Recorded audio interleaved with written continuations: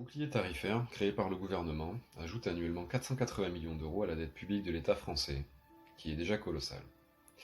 Sans cette dette, si chère à nos bien-aimés politiciens, c'est presque 30% des ressources de l'État qui disparaîtraient. Sont-ils seulement conscients, ces mêmes politiciens, qu'un jour ces largesses gouvernementales devront être payées d'une façon ou d'une autre? Chaque année, le gouvernement doit résoudre le problème du budget, qui consiste à faire correspondre les dépenses prévues par les différents ministères aux recettes de l'État, c'est-à-dire aux impôts et aux taxes.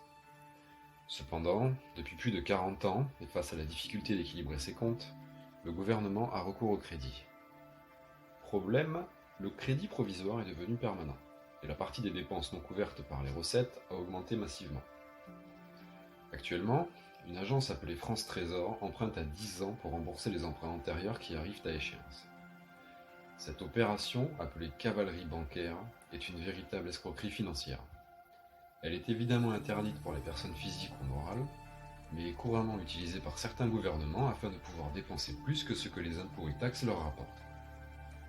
France Trésor se livre donc à un procédé bien connu qui consiste à faire rouler la dette, c'est-à-dire rembourser le principal de la dette arrivant à échéance avec de l'argent provenant d'une nouvelle dette. Cette opération est rentable si les taux d'intérêt sont négatifs ou nuls, mais elle ne l'est certainement pas si les taux sont positifs.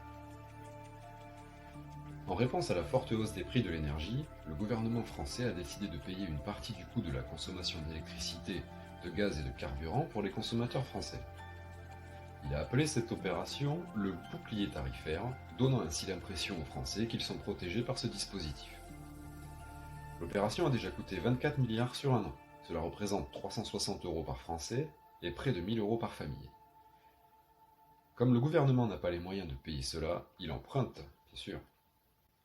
Le taux d'intérêt actuel est d'environ 2% sur 10 ans. En conséquence, il doit payer 2% de 24 milliards, soit 480 millions par an. Ce qui nous donne donc un total de 4,8 milliards d'intérêts à payer sur 10 ans, plus bien sûr le remboursement des 24 milliards de principal. Le bouclier s'ajoute donc simplement à la dette publique. Et par qui déjà cette dette? Ah oui, par nous, oui, par les contribuables. Comme d'habitude, c'est le contribuable qui porte ce fardeau, et c'est lui qui finira par en subir les conséquences. Car quelle est la conséquence de tout ceci? Le bouclier tarifaire a simplement pour effet de reporter de quelques années le paiement de l'électricité et du gaz consommé. C'est tout. Sauf qu'en plus, il faudra payer les intérêts, évidemment. Sans parler de la future explosion tarifaire qui en résultera, comme après chaque mise en place d'un blocage de prix, autre aspect génial de ce bouclier logique. Et dire que le gouvernement reçoit les remerciements des consommateurs pour sa générosité. Il vaut mieux en rire, n'est-ce pas? Le gouvernement a donc créé un alourdissement de la dette publique de 480 millions d'euros par an grâce à une mesure destinée à calmer les consommateurs. L'exécutif aurait-il peur que ces derniers soient tentés de suivre l'exemple des Gilets jaunes? Cet alourdissement de la dette est permanent. Il ne prendra jamais fin dans les conditions financières actuelles. Pour y mettre fin et rembourser son créancier, le gouvernement aurait besoin de plus de 24 milliards d'euros dont il ne dispose pas. Ces dépenses viennent s'ajouter à de nombreuses autres charges, elles aussi permanentes. L'exemple le plus récent étant bien sûr les dépenses engagées pendant la fameuse période du quoi qu'il en coûte. Et pour information, il faut savoir que les députés votent toutes sortes de dépenses et ont arrêté de se soucier de l'équilibre des dépenses et des recettes depuis 1978. Tant dire que ça ne date pas d'hier. Le cumul de ces excès de dépenses comparés aux recettes s'élève à 2902 milliards d'euros fin mars 2022. Cela équivaut à environ 43 000 euros par Français. Avec un taux d'intérêt de 2%, on parle ici d'une dépense de 58 milliards par an, et uniquement pour le paiement des intérêts. Ce à quoi il faut également ajouter le remboursement du principal qui, s'il est effectué sur 20 ans par exemple, sera d'environ 145 milliards par an. L'énormité de ces chiffres laisse à penser que cette dette ne sera jamais remboursée.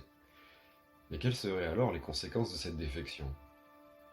Si la dette publique était soudainement effacée, il est certain que les créanciers floués n'accepteraient pas de recommencer immédiatement à prêter.